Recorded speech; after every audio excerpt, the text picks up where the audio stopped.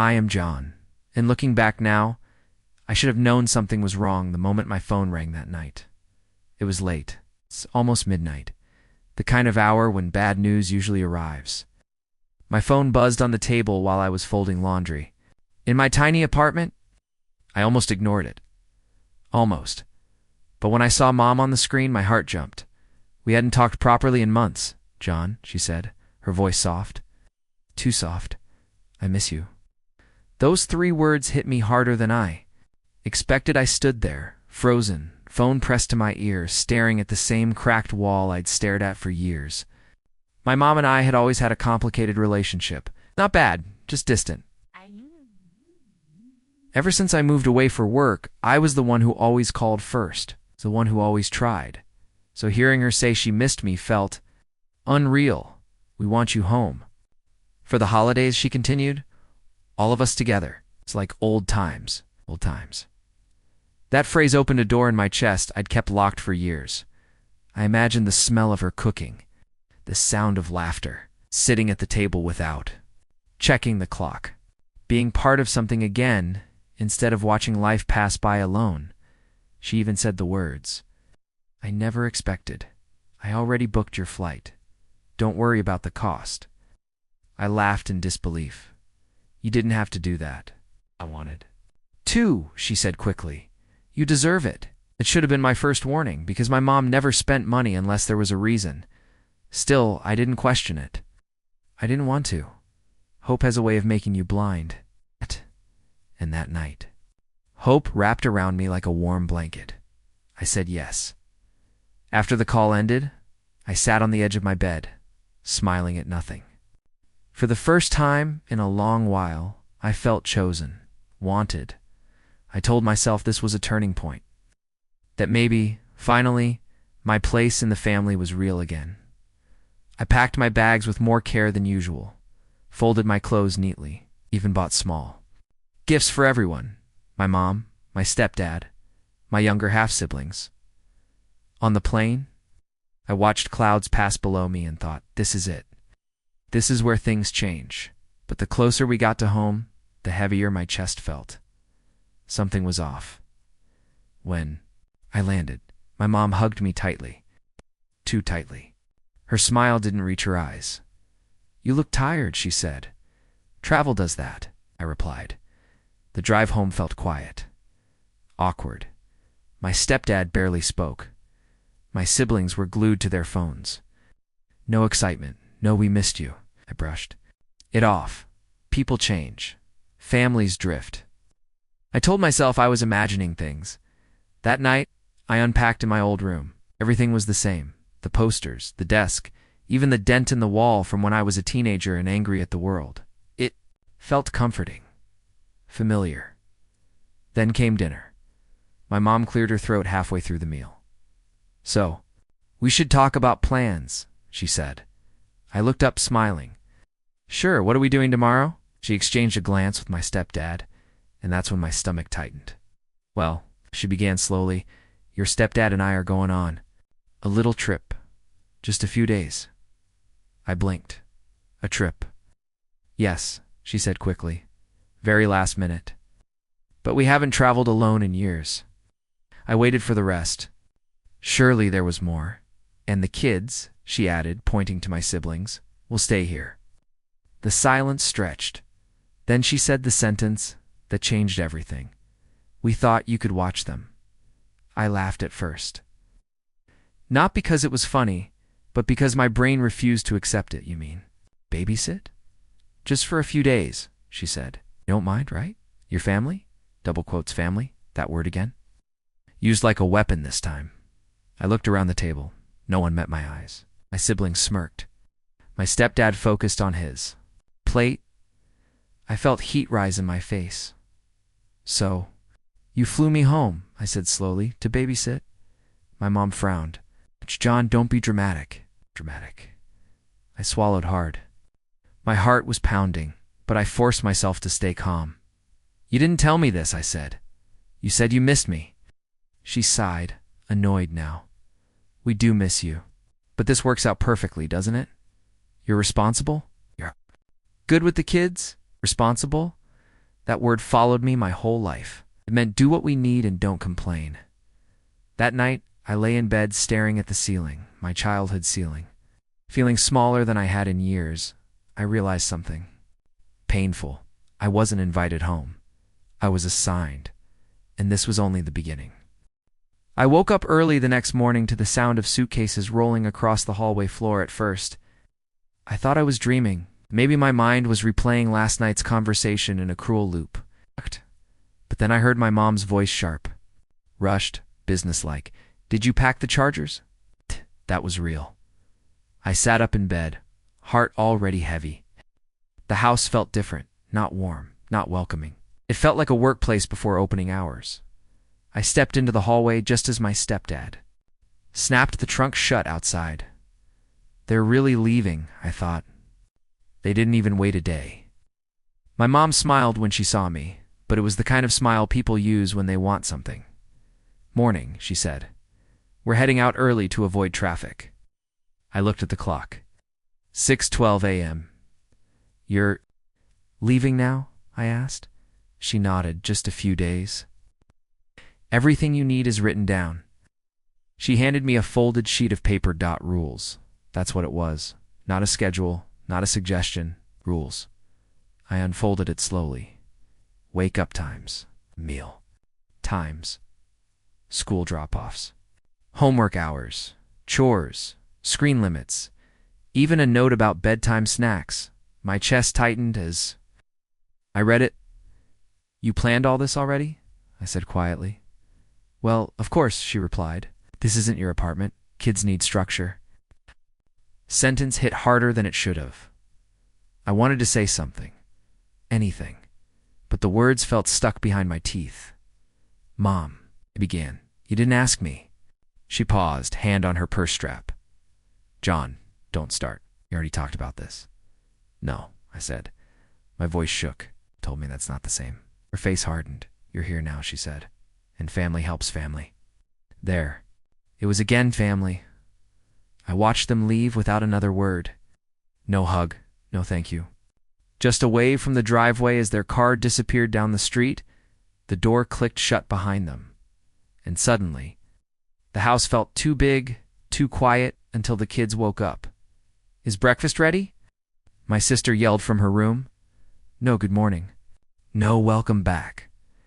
I walked into the kitchen, opened the fridge, and stared at the shelves like I was in a stranger's home. I didn't know where anything was, what they liked, what they hated, but apparently I was expected to. By 7 a.m., I was making lunches. By 7:30, I was breaking up an argument over socks. By 8 o'clock, I was in the car. Driving kids I barely knew to schools I'd never been to. No one said thank you. When I got back, my phone buzzed. A message from my mom. Don't forget piano at 4. Dinner ingredients are in the freezer. That was it? No. How are you doing? No. Thanks for helping. Just instructions. I felt something shift inside me. Not anger yet. Disappointment. Deep, quiet disappointment. The days blurred together. Wake up. Cook. Clean. Drive.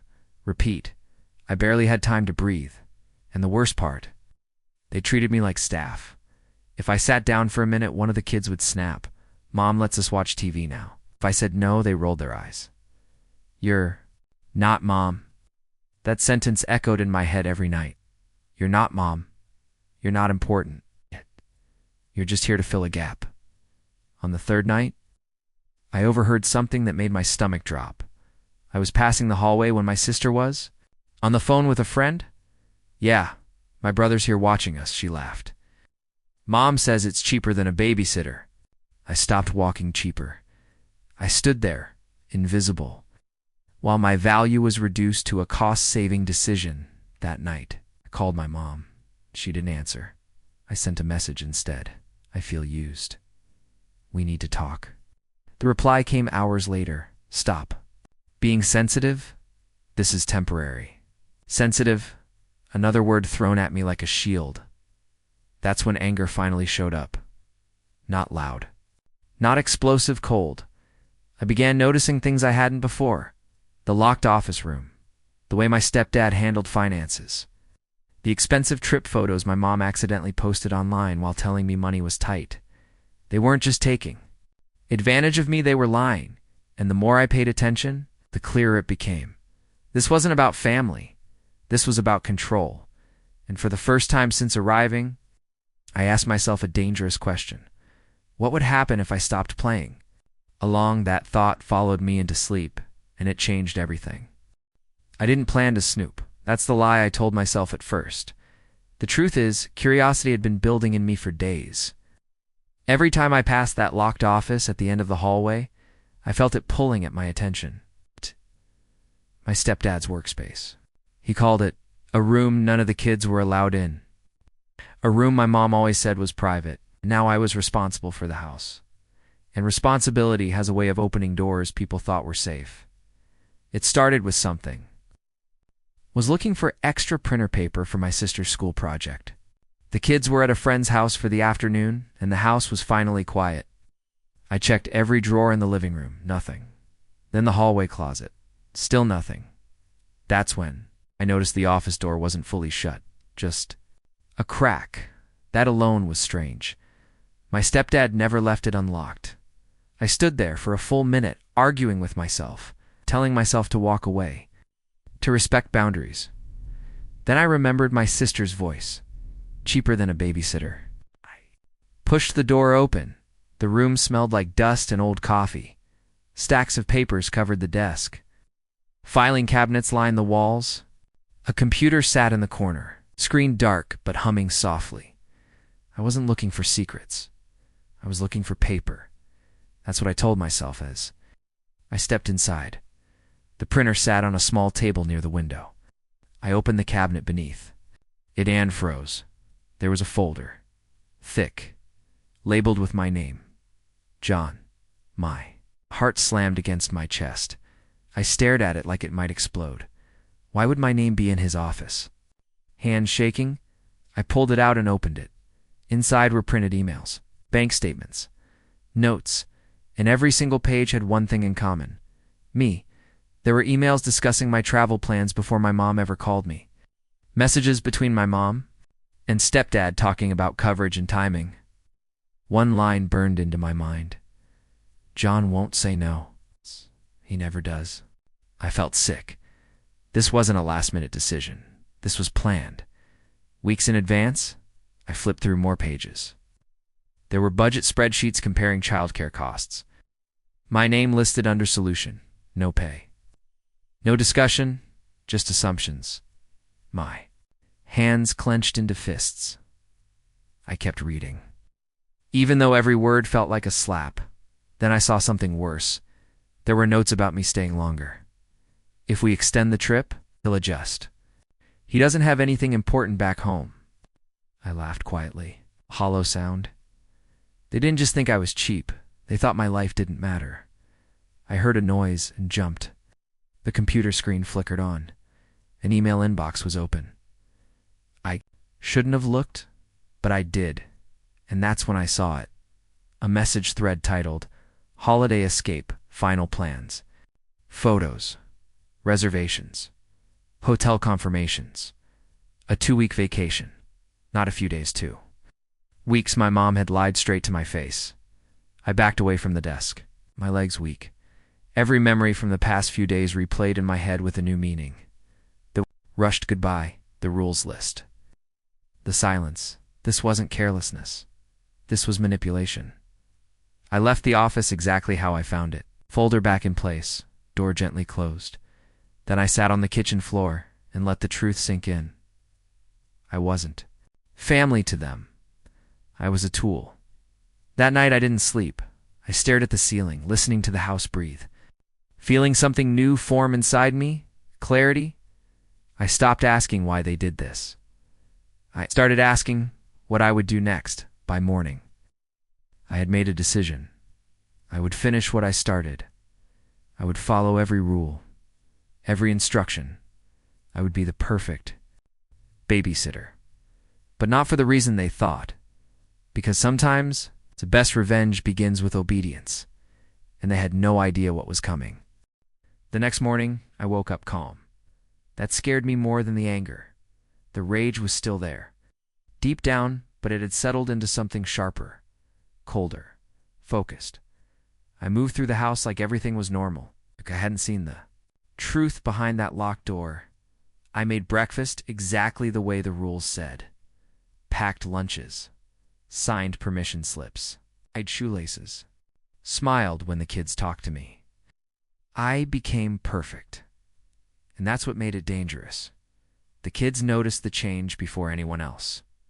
"You're nicer today," my brother said while chewing cereal. I nodded, just tired before. That was the first lie of many. Once the house was empty, I pulled out my phone and opened my notes app. I titled a new page with a single word. Facts. No emotions, no assumptions. Just facts.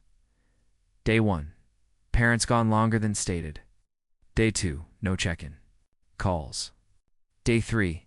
Expenses left for me to cover. Because yes, by the 4th day, I was paying out of my own pocket. Groceries, gas, school fees they forgot to mention. I kept receipts, every single one. At night, after the kids went to bed, I started digging, not in their office, but online, carefully, quietly. I searched public records, travel bookings, social media posts. My mom forgot to lock down. They were posting photos, beach views, fancy drinks, smiling like teenagers with no responsibilities. The caption on one photo made my jaw tighten. Finally free. Free while I was stuck cleaning. Crayon off walls at midnight. Everything, dates, times, locations. Then I found something unexpected. A comment under one of the photos. From a woman I didn't recognize. "So glad you could get away. Hope your arrangement is holding up arrangement." I stared at the screen for a long time. This wasn't just selfishness. This was a pattern. I clicked on her profile. Worked at the same company as my stepdad. Finance department, senior role. And suddenly, the budget spreadsheets made more sense. I wasn't just free labor. I was part of a larger lie. The days passed slowly. I played my role perfectly. When my mom finally called, I answered cheerfully. "Everything's great," I said. "Kids are fine." She sounded relieved. "See, I told you it would work out." "Work out?" I asked. "When are you coming back?" Pause. "Just half a second." "Soon," she said. I smiled into the phone. "I trust you," I replied. That was the second lie. Inside, I was counting not days. Mistakes. I noticed the kids were exhausted, stressed, acting out. They missed their parents. And despite everything, I took care of them. Not for my mom, not for my stepdad, for them, because they didn't choose this. That mattered to me one night. While helping my sister with homework, she asked a question that almost broke me. "Are you going to leave like they did?" I swallowed. "Hard. No," I said. "Not like that." She nodded. But her eyes stayed sad. That moment locked something in place inside me. This wasn't just about revenge anymore. It was about stopping this from happening again, to me, to them. I waited until the 10th night. That's when my stepdad made his mistake. He called not to check on the kids, to ask about the mail. Did anything important come? He asked casually. I glanced at the stack on the counter. Bank letters, legal notices. It's an envelope from his company. "Yes," I said. "Some work stuff. Don't open it." He snapped too quickly. "Too late, I already did," I replied. Calmly silence. I could hear his breathing on the other end. "What did you see?" he asked. I smiled enough. I hung up before he could respond. That night my phone buzzed nonstop. Missed calls. Messages. I didn't answer, because now the power had shifted. They thought they were using me, but they forgot one thing. I had time, and I was done being invisible. I didn't rush. That was the hardest part. Every instinct in me wanted to confront them, to send screenshots, to demand answers, to explode and finally be heard. But anger is loud, and loud mistakes get caught. So instead, I slowed down. I moved through. Each day like a shadow, doing exactly what was expected of me while quietly preparing for what came next. I stopped reacting. I started observing, and the more I watched, the clearer the picture became. The mail my stepdad was so worried about wasn't just work stuff. It was warnings, late notices, policy updates, internal memos that should never have been sent to. A home address. One envelope stood out. It wasn't sealed. Inside was a letter marked confidential. I read it once. Then twice it talked about conflict of interest and unauthorized arrangements, about financial decisions that didn't align with company rules. My stepdad wasn't just careless. He was exposed. I didn't take the letter. I didn't photograph it. Not yet. Instead, I noted the sender, the department, the timeline. I wanted clean hands. That same night, my mom finally called again. Her voice was tense now, forced calm. "John," she said, "we might need to extend the trip, eh?" "Little." I leaned against the counter, phone pressed to my ear. "How long is a little?" I asked. "A week. Maybe 2.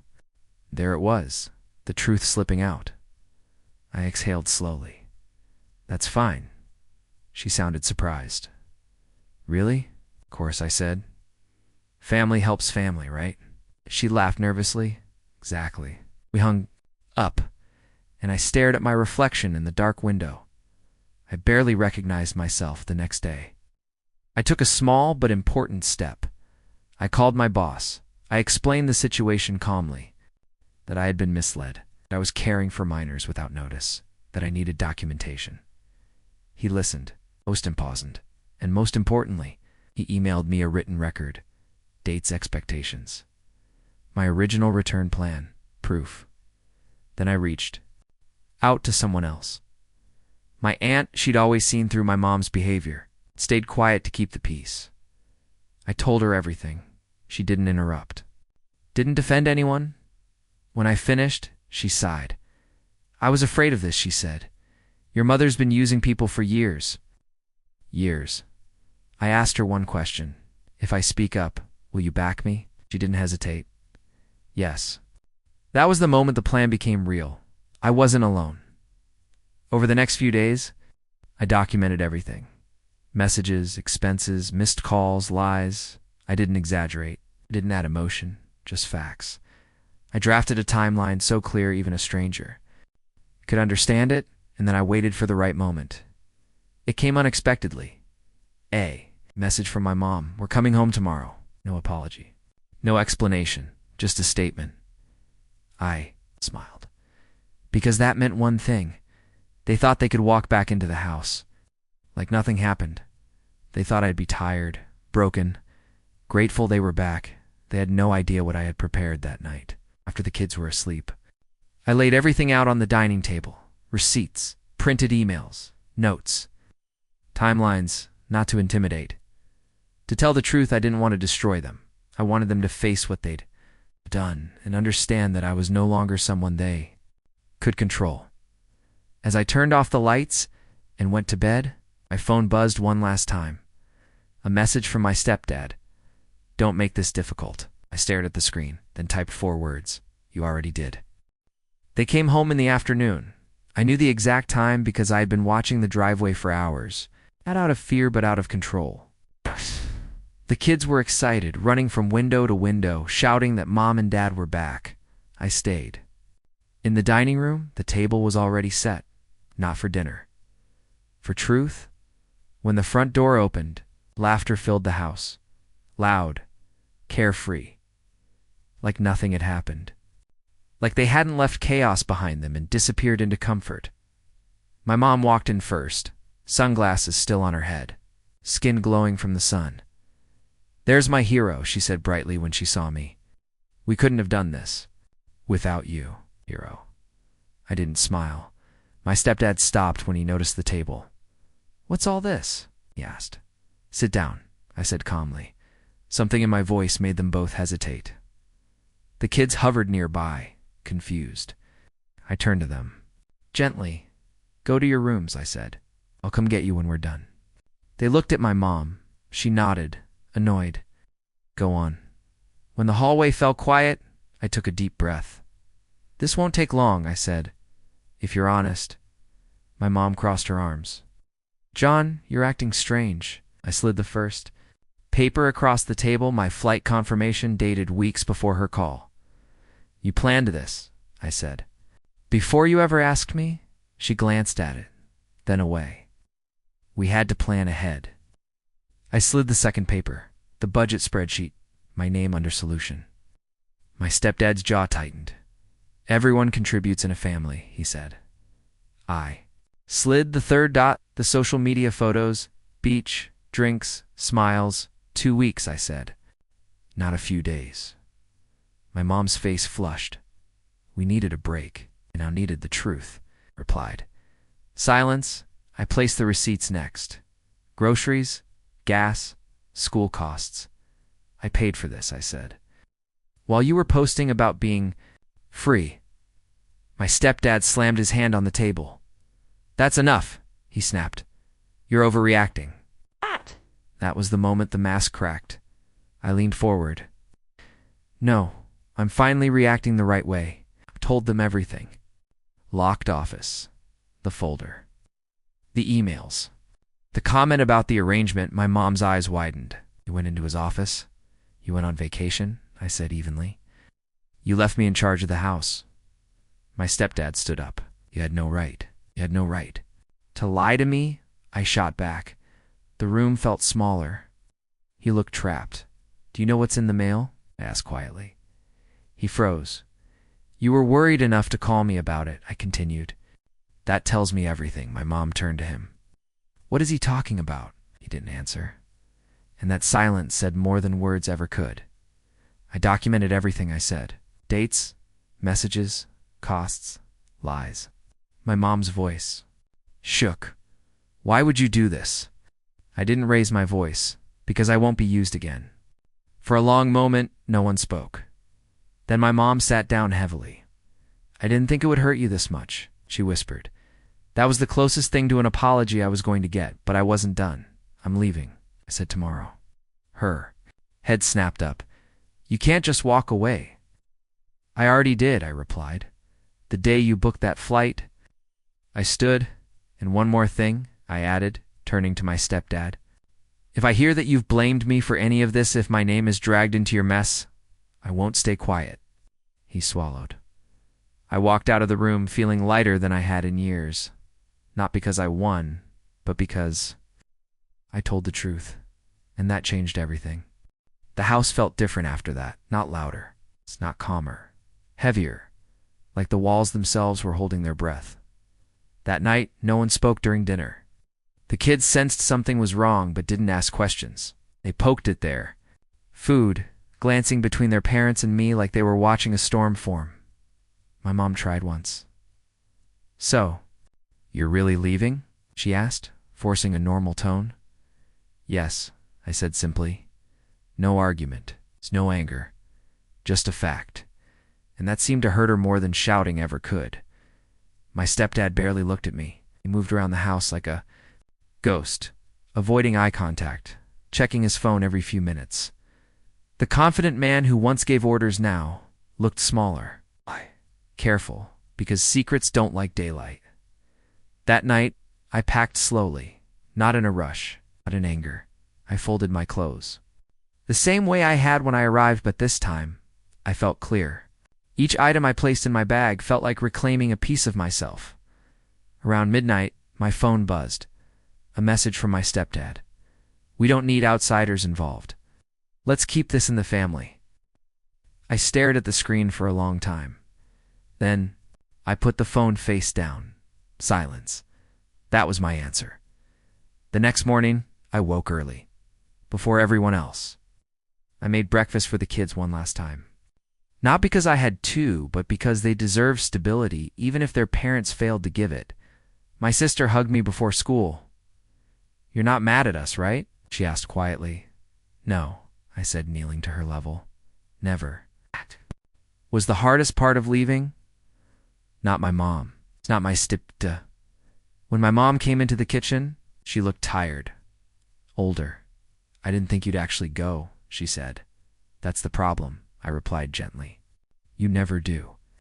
She opened her mouth to argue, then closed it again. For once, she had nothing.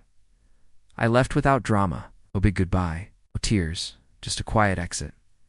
And for the first time in my life, I didn't feel guilty for choosing myself.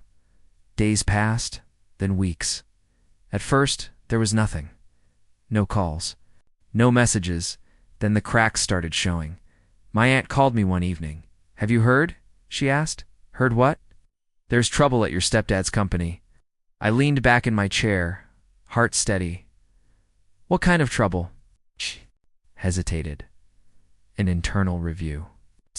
Someone reported irregular decisions, conflicts." I closed my eyes, not because I was shocked, because I knew. "I didn't report anything," she added quickly. "But others noticed." Others. That's the thing about lies. They collapse under their own weight. Soon after, my mom called. Her voice was different now, smaller. "They're asking questions," she said, "about finances, about decisions." I said nothing. "Did you?" She trailed off. "No," I replied calmly. "I didn't have to." Silence filled the line. "They're stressed," she continued. "We're all stressed." I almost laughed. Instead, I said, "I warned you." She hung up shortly after. And that's when I realized something important. I didn't need revenge. The truth was doing the work for me. My stepdad stopped posting online. His confident image disappeared overnight. My mom stopped calling me dramatic. Now she just sounded afraid. The power dynamic had flipped. Not because I attacked them, but because I stopped protecting their lies. And that scared them more than anything else. One night, I sat alone in my apartment. Thinking about everything that had happened, I expected to feel angry. But what I felt instead was relief. Because silence, when chosen, can be louder than any argument. And they were, finally. Hearing it, there's a strange moment that comes after chaos. Not peace, not happiness, just stillness. That's where I was. Weeks had passed since I left my mom's house. No emergency calls, no sudden demands, just long stretches of quiet that felt unfamiliar. Almost uncomfortable. I used to fill silence by fixing things, smoothing problems, making sure everyone else was okay now. There was nothing to fix, and that forced me to face something I'd avoided my whole life. Who was I when I wasn't useful? To someone else? One evening, my phone rang. My mom, I almost didn't answer, but something told me this call was different. "John," she said softly, "can we talk?" I sat down on the edge of my couch. "I'm listening." She didn't rush this time. Oh. "Start with excuses. They're moving him to another department," she said. "Not a promotion." I stayed silent. The review. It didn't go well. "I'm sorry," I said. And I meant it, just not in the way she expected. She sighed. "I should have told you the truth from the beginning." Yes, she should have. "I was afraid you'd say no," she admitted. "I needed things to work." That sentence said everything. "You weren't afraid of losing me." "I thought you were afraid of losing control." "I'm not calling to argue," she continued. I don't know how to fix this." I leaned back and stared at the ceiling. "You can't fix it," I said calmly. "You can only change what happens next." She didn't reply right away. "I don't expect forgiveness," she said finally. "But I don't want to lose you." I closed my eyes. This was the moment, the turning point. I had two choices. I could step back into my old role, the understanding son, the emotional safety net. It's the one who makes everything okay. Or could protect myself. "I'm not cutting you off," I said slowly. "But things will be different." "How?" she asked. "No surprises. No guilt. No using family as an excuse," she whispered. "Okay." And for the first time, I believed her meant it. After the call, I felt lighter. Not because everything was resolved, but because I had drawn a line. I started doing things I'd put off for years. Small things. Healthy things. I joined a gym, reconnected with old friends, took weekend trips without asking permission or explaining myself. I stopped apologizing for having boundaries, and something unexpected happened. The kids started calling me at first. Short calls, Homework questions, complaints about school, then longer ones. "You sound happier," my sister said one night. "I am," I replied. And I realized that being present didn't mean being available to be used. It meant showing up. Honestly, one afternoon, I received an email from my STEPD, AD.short, polite, careful. He wanted to clear the air. I didn't reply. Not out of anger, but because some conversations only reopen wounds, and I had already healed enough. The truth had been exposed. The power had shifted. The cycle was broken. There was nothing left to prove that night. As I turned off the lights in my apartment, I thought about how close I'd come to staying silent forever, to believing I deserved less. I didn't get revenge. The way movies show it, no shouting, it's no destruction, just clarity. And sometimes clarity is the strongest ending of all. I used to think revenge would feel like fire, like heat in my chest, like satisfaction that burned bright and loud. But what I felt instead was quiet, a steady calm that settled in after the storm passed. Life didn't magically become perfect after everything. Bills still came. Work was still work. Some nights were still lonely, but the weight I'd carried for years was gone, and that changed everything. I started noticing how often I'd been tense before, how my shoulders had always been tight, how my thoughts were always racing, worrying about what someone else needed from me next. Now, my time felt like it belonged to me. My mom kept her distance at first. When she did reach out, her messages were careful, measured, like she was afraid of crossing an invisible line that told me she understood. One afternoon, my aunt invited me to coffee. She studied my face for a long moment before smiling. "You look different," she said. "I feel different," I replied. She nodded. "That's what happens when you stop carrying other people's guilt." We talked for hours about family patterns, about how kindness can slowly turn into obligation if you don't protect it. She told me stories I'd never heard before about how my mom had leaned on others the same way. Over and over. "It's not cruelty," my aunt said gently. Fear that didn't excuse it, but it explained it. And understanding gave me peace. Then came the call. I didn't expect my stepdad's company. Not an accusation, a request. They wanted to verify travel dates, responsibilities during the holiday period. They were careful with their words. Professional. I told the truth. Only the truth. I didn't add emotion. I didn't speculate. When the call ended, I sat quietly, hands folded, heart steady. That was the final thread. I didn't feel proud. I felt finished. A few days later, my mom called again. "The kids miss you," she said softly. "I miss them too," I replied. "Would you come visit just for dinner?" I thought about it, not out of fear, out of choice. "Yes," I said, "but only if expectations are clear." "They are," she promised. And this time, I believed it not because she'd changed overnight, but because I had. Dinner was normal. No tension, no demands. The kids hugged me like they always had. My mom asked about my life instead of telling me what she needed. My stepdad stayed quiet, respectful. That was enough. As I drove home that night, something hit me. This wasn't about winning. It was about ending a cycle, about teaching people how to treat you by showing them what you will and won't accept. I didn't burn bridges. I reinforced them. Stronger, clearer. And for the first time in my life, it felt like an equal, not a backup plan.